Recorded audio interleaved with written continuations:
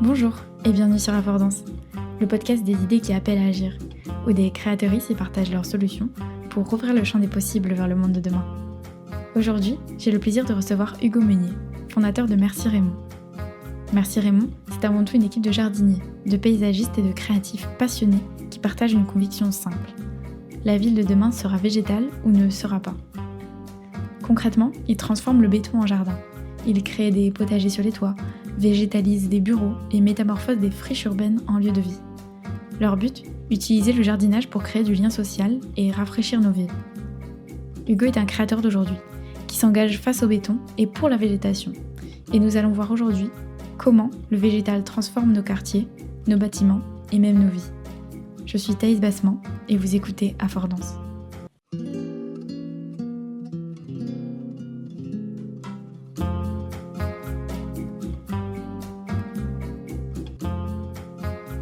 Bonjour Hugo, comment tu vas? Bonjour Thaïs, merci. Très bien et toi? Ça va super.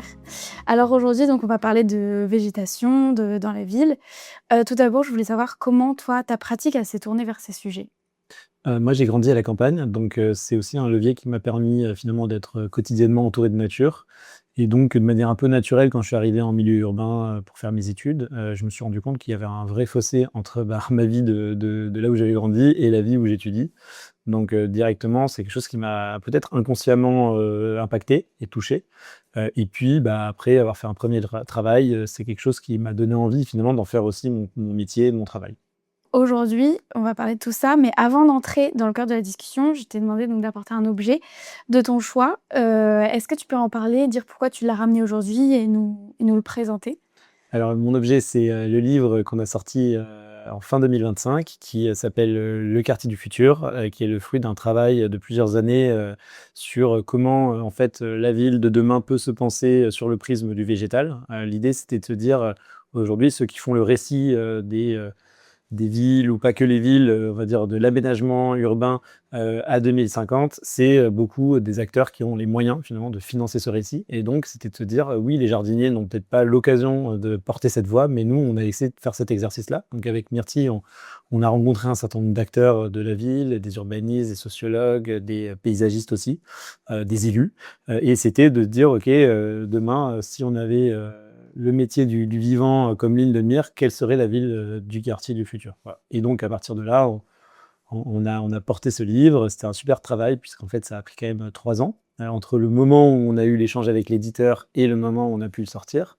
En effet, il y a eu, aussi une étude d'autres quartiers du futur, que ce soit dans d'autres villes, comme à Singapour, comme, en Thaïlande, et donc aussi c'est l'inspiration de tous ces univers qui ont permis, de faire ce livre. OK. Donc ça résume un peu tout le travail aussi et toute la recherche de Merci Raymond. Petite question, pourquoi Merci Raymond? Alors moi, Raymond, c'était mon grand-père qui était agriculteur dans le Tarn-et-Garonne, dans le 82, un territoire qu'on ne connaît pas forcément, mais qui est situé entre Toulouse et Agen. Et en fait, pour avoir grandi là-bas, l'idée c'était aussi de remercier la campagne, et la nature et les valeurs, finalement du grand-père, que je cherche à remettre un peu en ville. Donc de manière un peu simple, je me suis dit: «C'est rigolo, merci vraiment, ça dénote». C'est vrai qu'au début, c'était pas évident parce que les boîtes, ou les acteurs du paysage ou de la nature en ville s'appellent jardin quelque chose, Mmh. garden, quelque chose, voilà. Donc au début, les gens ne comprenaient pas ce qu'on faisait chez Merci Raymond, mais en même temps, ça m'a un peu servi puisque ça nous permettait de se positionner un peu là où on avait envie sans être, Mmh. mis dans une case Catégoriser. et être dans une catégorie, et c'est ce qui nous a permis aussi de nous réinventer, et maintenant ça fait bientôt 11 ans qu'on fait ça. Végétaliser les villes, créer des bâtiments, fertiles et mener, bien d'autres actions en faveur de la végétalisation, c'est des sujets qu'on entend de plus en plus, surtout en ce moment. Pourquoi est-ce qu'il y a autant d'engouement autour de tous ces sujets? Alors déjà, c'est une très bonne nouvelle s'il y a cet engouement. Ça veut dire que finalement, on a aussi bien travaillé, auparavant, parce qu'il faut savoir que s'il y a une tendance qui est présente, c'est que derrière, d'autres acteurs ou des personnes, soit il y a eu un vrai besoin, soit il y a eu, finalement une forme de lobbying pour un sujet, qui est la nature en ville. Moi, je me souviens au tout début de Merci Raymond, quand j'arrivais pour essayer de présenter des projets de jardin ou de nature en ville, il fallait encore convaincre des bienfaits, des bénéfices de la nature en ville. Donc, j'arrivais à une petite présentation et je commençais toujours les slides à dire, voilà, regardez les bénéfices de la nature en ville, ça permet de rafraîchir la ville, d'augmenter la qualité de l'air. Donc, selon mes interlocuteurs ou interlocutrices, j'ai adapté les bénéfices, sachant qu'il y en a plein. Maintenant, on va dire que c'est assez commun et admis qu'il faut végétaliser. Et donc, c'est une très bonne nouvelle parce qu'on n'a plus cette étape-là. Maintenant, c'est plutôt comment on végétalise et finalement aussi comment on finance un projet de jardin. L'engouement, comment je peux l'expliquer? Je peux l'expliquer par, on va dire, il y a eu un pivot à partir du Covid. C'est-à-dire qu'au Covid, il y a beaucoup de personnes qui se sont soit retrouvées chez leurs parents ou dans leur maison, dans des grands espaces avec des accès jardins, soit malheureusement pour eux, enfermés dans des petits espaces, dans des appartements, sans l'autorisation de sortir. Et donc, en fait, le rapport à la nature a été très présent. Par ailleurs, il y avait moins de voitures, donc les gens se disaient, bah tiens, les oiseaux, je les entends mieux. Donc il y avait aussi un accès à la biodiversité et au sens qui était assez important. Des gens qui se sont mis à plus cuisiner, donc à plus se questionner sur ce qu'ils mangent. Et donc, finalement, ça a apporté aussi la problématique de l'agriculture urbaine, comment on peut produire ses propres légumes. Donc là-dessus, il y a eu un peu une évolution. Après, derrière, il y a eu le retour au travail. Donc, dans post-Covid, le retour au travail, il fallait que les bureaux soient bien aménagés, donc avec des jardins, avec des toitures, des patios, etc., des plantes à l'intérieur. Les villes aussi ont eu envie de se changer, se métamorphoser. Donc, on a eu beaucoup de rues aux écoles, de cours oasis, ces espaces d'aménagement où, en fait, on a essayé de améliorer la qualité de vie des citadins et en même temps faire face aux questions, aux enjeux du réchauffement climatique en plantant des arbres. Et là-dessus, il y a eu un vrai pas qui a été fait au municipal en 2022, donc à l'époque après le Covid, où les mairies, que ce soit de gauche comme de droite, en fait, avaient des programmes autour de la végétalisation très ambitieux. Donc ça aussi, ça a été quand il y a l'élan politique, ça a été un élément très important. Et là, tout récemment, on se rend compte que les PLU, donc les plans locaux d'urbanisme, intègrent cette dimension de nature en ville. Donc une des villes assez pionnières sur ces sujets, c'est la ville de Paris, qui a fait le PLU bioclimatique et du coup qui oblige à intégrer une partie d'espaces verts sur des espaces nouvellement construits ou alors à préserver l'existant. Donc l'engouement, c'est une très très bonne nouvelle. Maintenant, en effet, il faut voir comment le mettre en œuvre. Et c'est aussi d'ailleurs grâce à des entreprises comme Merci Raymond qu'après, de manière concrète, nous, en fait, on est en appui pour, en effet, concevoir, parce qu'il faut bien penser des espaces de nature, installer. Donc là, il y a une équipe travaux, c'est aussi un métier du BTP, c'est-à-dire quand on plante, quand on accède à des toitures avec des grutages, avec des portances de terre à monter, etc. C'est une vraie logistique. Et après, sur la partie maintenance, puisqu'en fait, une plante, c'est pas comme un réverbère ou un banc. Si on l'entretient pas, il se dégrade et en fait, ça fait un effet contre-productif. Et d'ailleurs, on avait vu une émergence un peu de ce qu'on appelait des permis de végétaliser dans la ville de Paris, qui était en fait de laisser des espaces de public à la disposition de tout un chacun qui veut jardiner. Donc là-dessus, très bonne idée sur le principe. Donc les gens, ils se sont mis à déposer des permis, ils ont eu un petit bout de terre en bas de chez eux ou dans un carré d'arbres.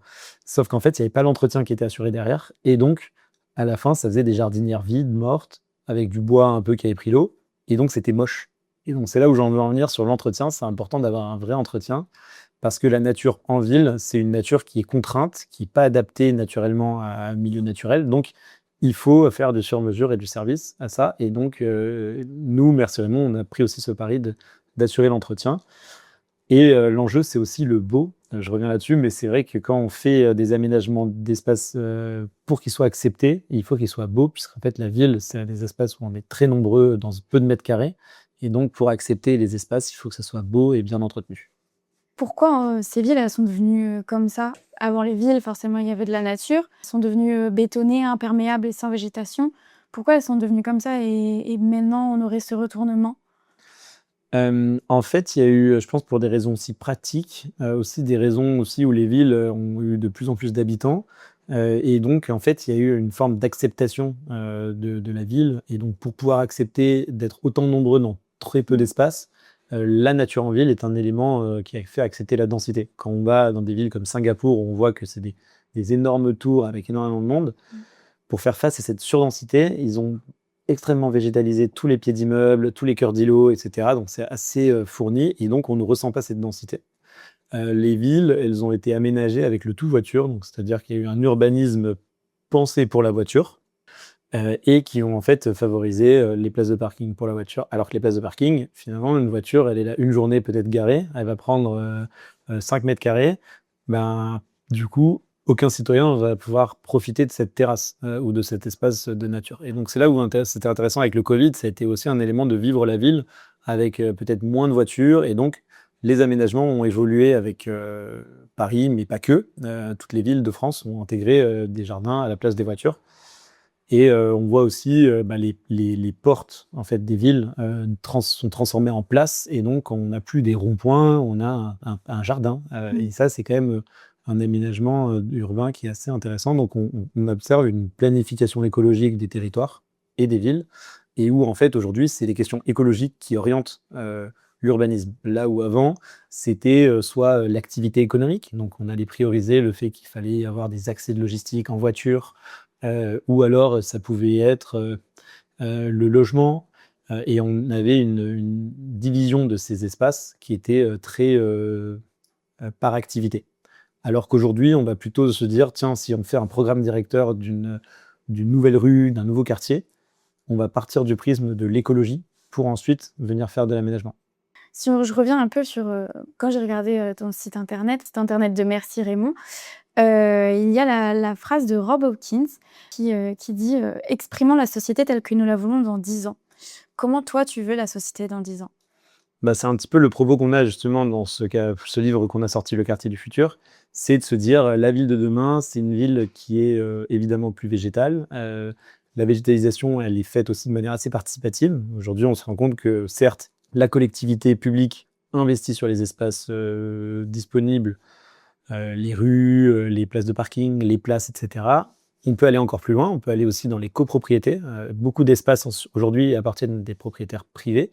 Donc c'est aussi à eux de prendre le relais, de réaménager, on va dire, les espaces disponibles, donc les toitures par exemple. Pendant longtemps, les toitures étaient des zones techniques, et donc on y mettait les chaufferies, les clims, etc. Ça aujourd'hui, c'est absolument plus comme ça que ça se pense. C'est-à-dire que dès qu'on a un toit plat, on se dit, faisons un espace accessible.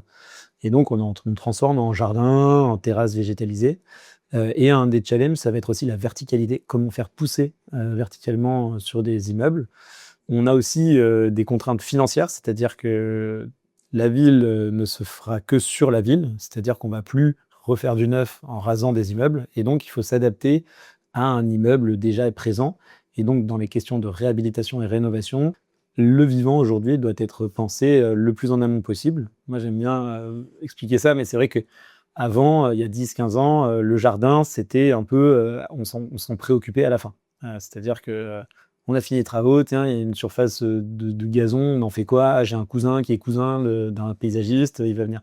Aujourd'hui, dès l'amont, dès le propriétaire de la foncière ou la ville, avant même de lancer les études, ils vont faire venir un paysagiste qui va concevoir avec l'architecte, parfois même avant l'architecte.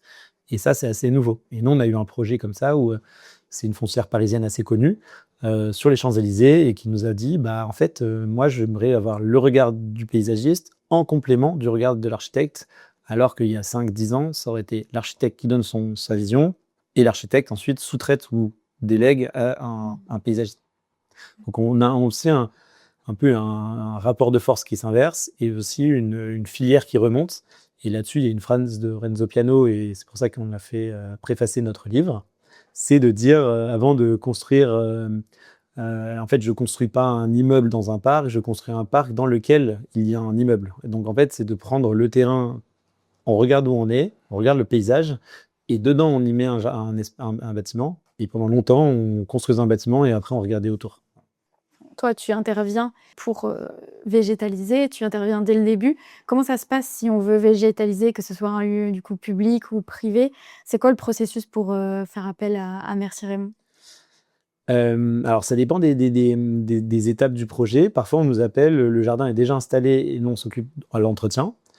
Parfois, le projet de l'immeuble ou de l'espace n'est absolument pas identifié, et donc là, on intervient ce qu'on appelle en AMO, appel de maîtrise d'ouvrage. Donc on aide à créer un peu le cahier des charges de qu'est-ce que pourrait devenir un espace. On travaille par exemple avec Paris Seine, qui est un aménageur de la ville de Paris, sur une place, la place Henri Freinet, derrière la gare de Lyon.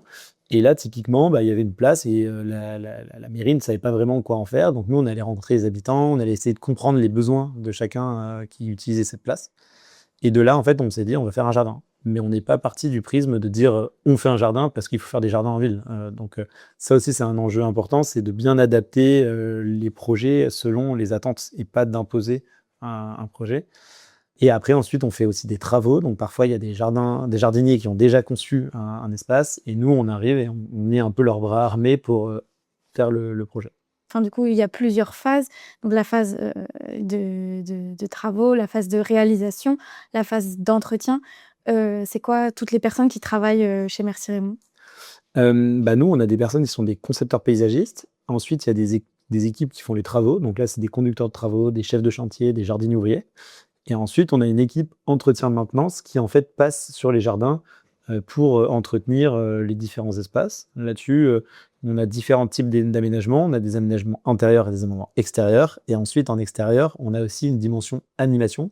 Parce que pour nous, en fait, le jardin, c'est quelque chose qui vit. Et donc, derrière, il y a tout un enjeu de le partager avec les personnes qui vont l'utiliser. Donc, que ce soit des écoles, que ce soit des grands-parents, que ce soit même des salariés. Et après, on a une ligne un peu fil conducteur sur tous ces projets-là, c'est une dimension écologique. Et donc, on essaie toujours de voir comment augmenter le taux de biodiversité, réduire le réchauffement des espaces. Donc, on intègre parfois des ombrières, parfois des arbres qui vont créer de l'ombre. On intègre aussi le cycle de l'eau. Donc, parfois, pour rafraîchir, il faut aussi un système d'arrosage soit naturel, soit parfois automatique, mais en circuit fermé. Là, on a récemment intégré la dimension de la lumière, c'est-à-dire que quand on fait un jardin, on l'éclaire. Et donc, de l'éclairer, ça permet aux gens d'en bénéficier aussi dans des moments où il fait sombre et nuit. Et donc, c'est aussi des moments où il y a le système d'évapotranspiration des plantes. Et donc, c'est là où le rafraîchissement se fait, c'est la nuit. Et donc, on s'est dit, pour pouvoir en bénéficier, il faut que ça soit éclairé. Donc, on a intégré cette dimension d'éclairage chez Merci Raymond. J'ai une petite question comme ça par rapport à du coup, la végétalisation de la ville. Tu penses quoi de la voiture en ville? Moi, je pense que la voiture, elle est complémentaire.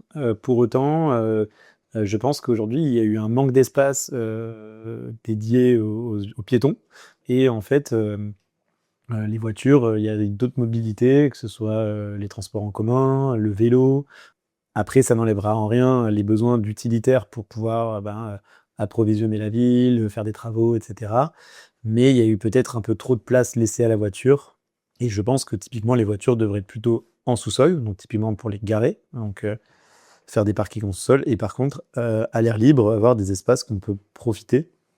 Et donc de repenser en effet les rues aux écoles, les rues aux commerçants dans lesquelles on peut avoir des jardins, les parkings, les portes avec des places, des places pour pouvoir en bénéficier. Et là-dessus, il y a plein d'exemples. La place de la République, avant, c'était un rond-point. Maintenant, c'est une place, les gens ils se l'approprient et ça vit. Et donc, c'est quand même différent dans l'approche de la ville. Et en même temps, si demain on a des arbres, ça rafraîchit. Donc derrière, on a plus il fait plus frais. Et ça, c'est quand même assez important. Beaucoup disent qu'à 2050, la ville sera invivable parce qu'il fera trop chaud. Donc c'est en fait l'adaptation à ces chaleurs qui doit passer aussi par les questions de l'ombre et du rafraîchissement avec les arbres. Si on a un parking souterrain, on peut toujours mettre de la végétalisation au-dessus ou alors ça, c'est aussi un sujet? Alors, c'est des contraintes en effet, donc on met pas n'importe quelle végétalisation, on met pas non plus n'importe quelle terre, parce qu'en fait, c'est surtout la terre qui est lourde. Ouais. Mais en effet, il y a certaines végétations qui existent. Si on prend par exemple le parvis de l'hôtel de ville, il y a un parking en dessous et ils ont réussi à créer un jardin. Et ce cas-là, il existe sur plein d'autres endroits. Nous, on intervient beaucoup sur les toitures aussi. Donc, c'est un peu la même contrainte qu'on a sur les toitures. Ouais, c'est vrai. C'est-à-dire qu'il y a des portances qui sont assez faibles. Et donc, on va peut-être pas mettre un énorme arbre, mais on met certains types d'arbres ou de plantes qui permettent d'avoir un espace agréable et dans lequel, en fait, on a aussi le système d'eau. Quand il pleut, ça absorbe dans la terre et c'est ça aussi qui crée le rafraîchissement des espaces. Et donc tout ce système, il est plus largement mis en place ou c'est encore le début? C'est-à-dire que, enfin, comme la végétalisation en toiture, on en voit assez peu pour l'instant. C'est en train d'arriver ou c'est encore au début? Non, c'est encore au début. C'est-à-dire qu'on va dire qu'il y a l'impulsion politique qui a été faite il y a quelques années. Maintenant, on va dire les acteurs économiques se mettent un peu en œuvre. Il y a aussi des questions réglementaires, patrimoniaux, notamment les bâtiments de France. Ils restreignent encore certains types de biens, notamment les appartements haussmanniens. Donc, c'est encore compliqué d'aller intervenir sur des toitures comme celle-ci. Par contre, sur les toitures disponibles et plates, aujourd'hui, c'est de plus en plus fréquent de voir un aménagement végétal plutôt que mettre des chaufferies ou alors, à une époque, il y avait des panneaux solaires, en fait. Ouais. C'est-à-dire que les panneaux solaires, c'est intéressant, mais que l'électricité soit produite en plein cœur de Paris ou à 20 minutes de Paris, c'est la même électricité. Par contre, les besoins qu'il y a de végétaliser ou d'avoir des espaces disponibles pour se retrouver, dans Paris, c'est plus important. Une autre problématique parce qu'en ville, on a chaque mètre carré qui coûte cher, surtout à Paris ici et la végétation, du coup, c'est un peu un luxe difficile à s'offrir. Chaque plante, que ce soit en intérieur ou chaque jardin en extérieur, ça a un prix au mètre carré. Comment tu penses, tout ça? Alors moi, je pense que c'est nécessaire de végétaliser parce qu'en fait, demain, si on n'a plus de plantes, si on n'a plus d'air, agréable à respirer, en fait, les gens, ils vont complètement déserter les villes. Pour autant, il y a une problématique qui se pose sur cette question-là, c'est de se dire, c'est la gentrification que peut créer, en fait, un parc ou un jardin. C'est-à-dire que dès lors qu'on a une rue végétalisée, la rue va devenir un petit peu plus chère dans le prix de l'immobilier et donc en fait, c'est les propriétaires des immeubles qui vont bénéficier d'un aménagement fait par la collectivité publique. Et pour autant, les propriétaires ne veulent pas débourser 1 € pour financer la végétalisation publique, alors que ça va faire augmenter leur foncier. Donc ça, c'est un peu une question que la ville de Paris doit résoudre, ou les villes en général, c'est de dire, est-ce qu'il n'y a pas une aide ou finalement un engagement de certains propriétaires pour contribuer à végétaliser des rues ou... Voilà, donc ça c'est une question qui est assez ouverte, mais qui à mon avis va faire débat ces prochaines années. Il faut savoir que les rues végétalisées, pendant longtemps, les commerçants, ils n'en voulaient pas. Parce qu'ils disaient, ah mais s'il y a des plantes dans ma rue, les gens ne pourront plus se garer et ne pourront plus venir acheter dans nos commerces. Sauf qu'en réalité, une rue qui est végétalisée est une rue qui est plus piétonnisée, et donc les gens vont plus venir dans la rue, donc elle va être plus passante qu'avec des voitures, et donc en fait leur chiffre d'affaires augmente. Et il y a des études qui montrent ça. Également, on a des études qui montrent qu'une rue qui a des jardins, la valeur foncière va augmenter dans la rue. La problématique qui se pose, c'est en effet qui paye cette nature en ville. Mais aujourd'hui, ça devient un peu une condition, c'est-à-dire que si un promoteur immobilier, une foncière veut construire et donc gagner de la valeur sur des mètres carrés parisiens, en échange, il doit contribuer à la collectivité et donc financer la végétalisation d'un toit, d'un pied d'immeuble. Donc en fait, aujourd'hui, c'est un peu des droits à construire en échange d'une contribution à la collectivité. Jardiner, du coup, faire pousser vers la végétation, ça prend du temps, même parfois beaucoup de temps. En ville, on est un peu dans un monde où tout va super vite et tout doit être prêt, sur l'instant. Comment on fait pour combiner la ville et sa rapidité et la végétation et le temps qu'il faut pour la faire pousser? Alors c'est une très bonne question, parce que nous, souvent, quand on a des projets de jardin, en fait, les gens, ils veulent direct un beau jardin. Ils veulent pas attendre 3 ans, 5 ans. Donc ça oblige, en fait, des acteurs comme nous de trouver des bons partenaires en pépinière, avec, déjà des plants assez grands, et cetera. Donc, il y a un travail de sourcing de ces matières premières. Là-dessus, ça a même créé certaines pénuries chez certains pépinières, parce qu'en fait, il y a eu d'un coup, ces 3 dernières années, 5 dernières années, tout le monde veut des arbres, très grands, pour plein de rues, et forcément, les pépiniéristes n'étaient pas du tout structurés à ce que toutes les villes se mettent à vouloir, plein d'arbres. Donc il y a eu des vraies pénuries, et donc il y a même des villes, je ne donnerai pas les noms, mais en réalité qui vont même se sourcer à l'étranger pour avoir des arbres suffisamment grands, parce que, en fait, la commande, c'est de dire: «Moi, je veux un arbre qui est déjà, grand et je veux pas attendre, 10 ans, parce que moi, dans 10 ans, j'aurai plus mon mandat, donc je serai plus élu. Donc en fait, c'est maintenant que je veux le jardin». Il y a eu aussi ce sujet-là de la temporalité. Sur la question de l'entretien, nous, on a eu beaucoup ça aussi, de se dire ah non, moi, je veux pas prendre l'entretien du jardin parce que on a le temps, on s'en occupera. Et en fait, en réalité, les gens s'en occupent un mois et puis très rapidement, ils le font plus. Donc, dans le côté tout de suite et très rapide, en fait, ça demande un service qui coûte un peu d'argent, mais à la fin, le service, il est rendu. Ouais. Donc c'est Merci Raymond qui vient faire l'entretien régulièrement.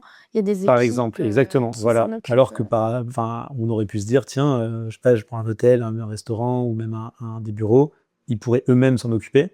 Mais en fait, ils sont déjà dans leur couleur de nage, sur leur sujet et ils ont pas forcément envie d'aller, encore plus loin. Alors Ouais. ils ont plein de bonnes intentions, c'est pour ça qu'au début, ils se disent très motivés, mais en fait, dans les faits, sans entretien de ces espaces-là, par un acteur qui est spécialisé là-dedans, ça fonctionne pas. Cette végétation, quand on est entouré de végétation, elle a un vrai impact, sur, qui on est, sur notre vie, en général. Est-ce que, toi, tu as vu des changements par rapport à la végétation dans la ville? Est-ce que tu as pu voir des différences dans certains projets, l'avant, l'après, sur les gens qui vivent sur les lieux?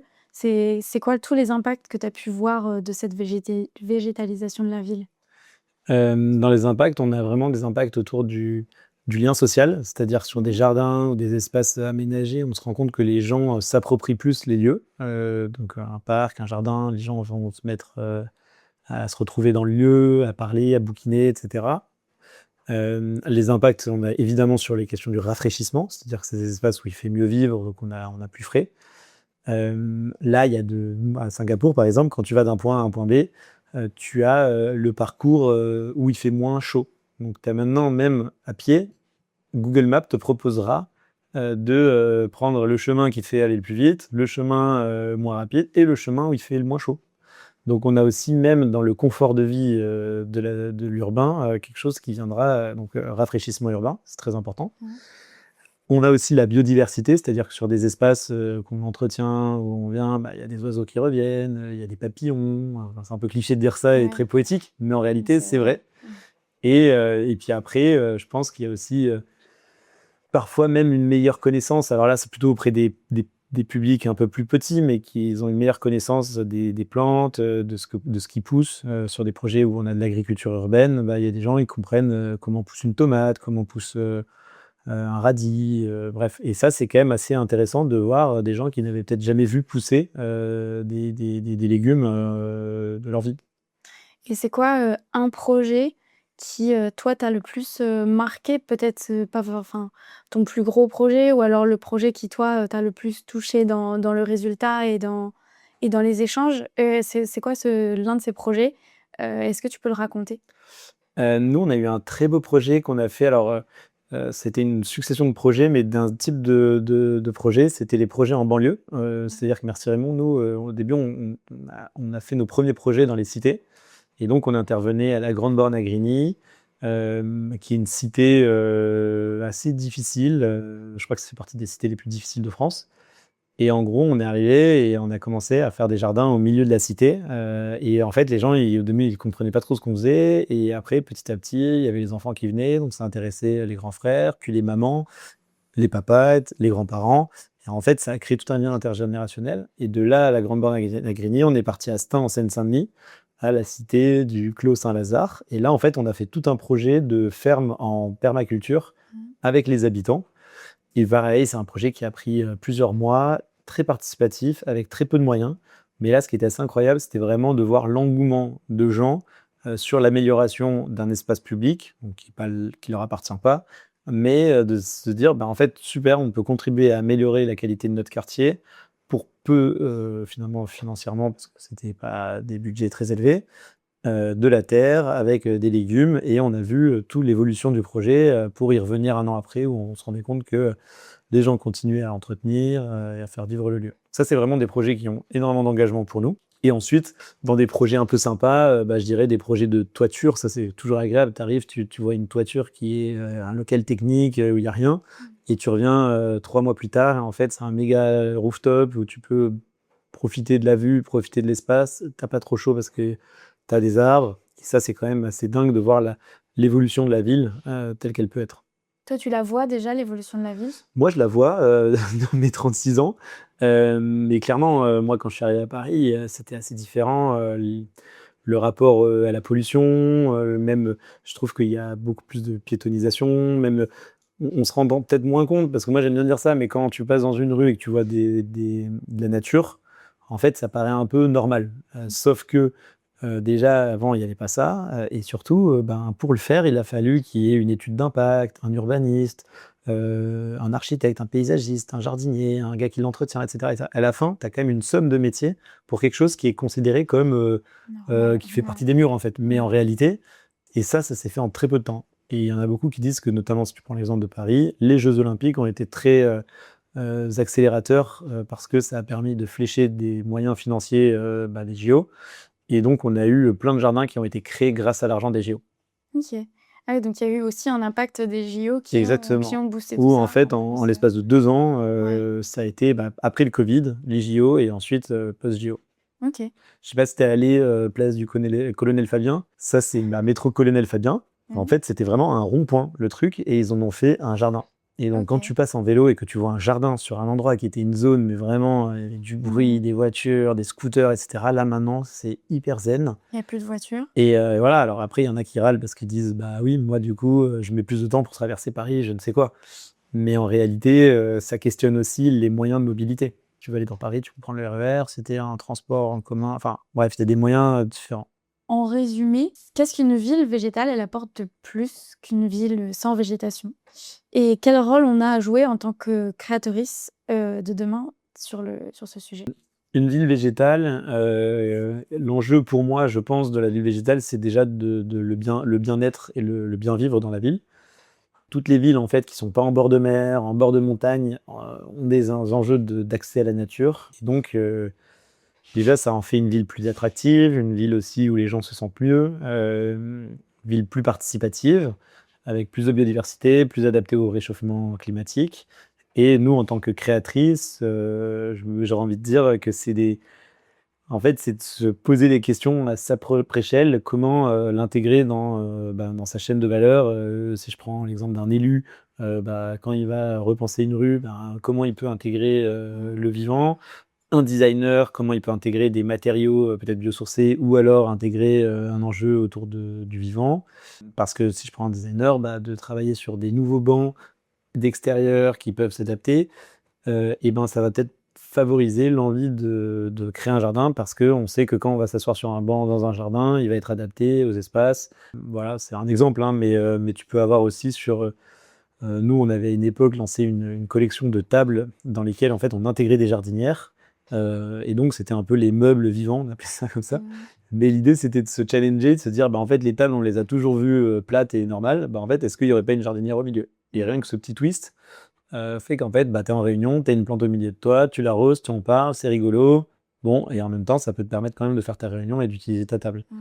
Et donc ça, en fait, nous, on a essayé de travailler sur ce genre de sujet, sur, toutes les échelles de valeur, donc à l'échelle d'une table comme à l'échelle d'un nouveau quartier, intégrant le jardin. Il en pense quoi, Raymond, ton grand-père, de tout ce que tu mets Alors malheureusement, il est plus là, mais à l'époque, il était très, très, en fait, il regardait ça avec beaucoup d'humour, parce que déjà pour lui, c'était très, contradictoire d'être en ville Mmh. et de parler de nature. Ouais. En fait, pour lui, c'était à la ville, tu es à la ville et c'est pas à la nature. Et donc c'était un peu ça que je trouvais marrant, c'était ces chocs de culture du vrai campagnard à l'urbain, et en fait les 2, oui, ça peut, se rapprocher un peu plus. Mmh. Donc ouais, ouais, donc lui, il trouvait ça génial à l'époque, de suivre le projet, et ça le faisait beaucoup rigoler. Maintenant pour conclure un peu, une dernière question que je pose à chaque entretien, c'est plus globalement, qu'est-ce que construire demain, ça signifie pour toi?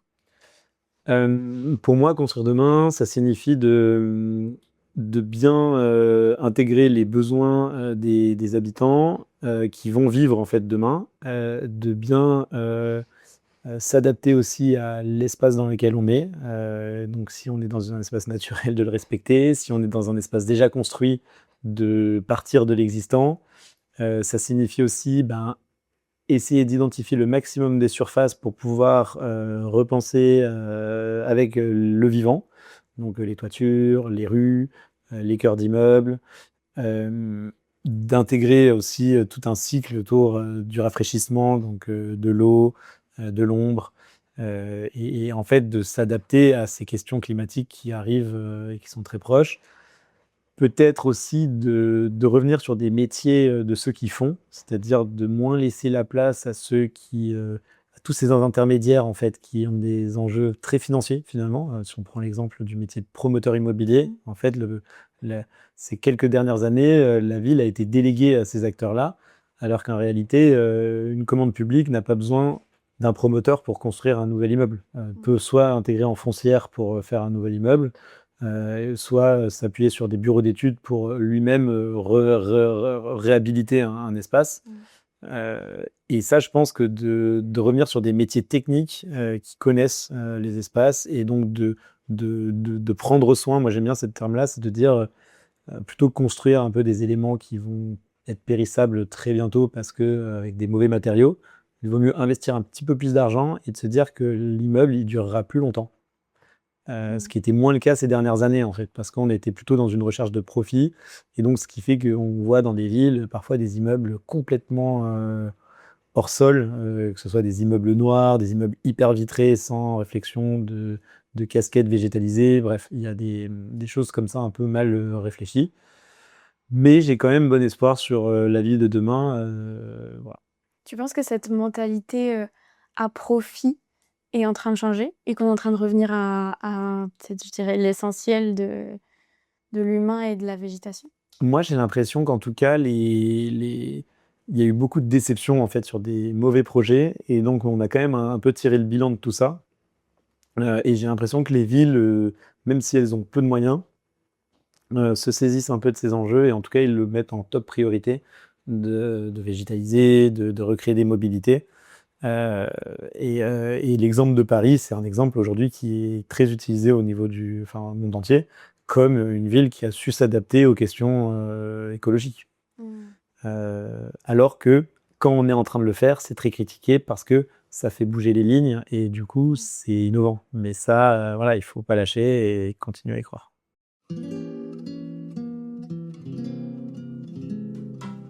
Merci beaucoup Hugo d'avoir accepté de partager tes idées aujourd'hui.